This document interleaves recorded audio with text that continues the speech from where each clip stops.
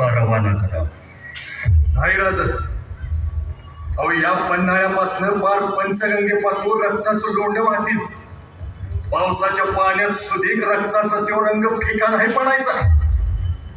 आमच्या रक्ताची धार या सह्याद्रीच्या पायावर वाहू आम्ही, पण आम्ही तुम्हासनी झुकू देणार नाही राज. अहो आमचा देह कटून पडेल इथं, पण ही पुन्हा म्हणत झुकायची भाषा नाही सोसायची या देहाला.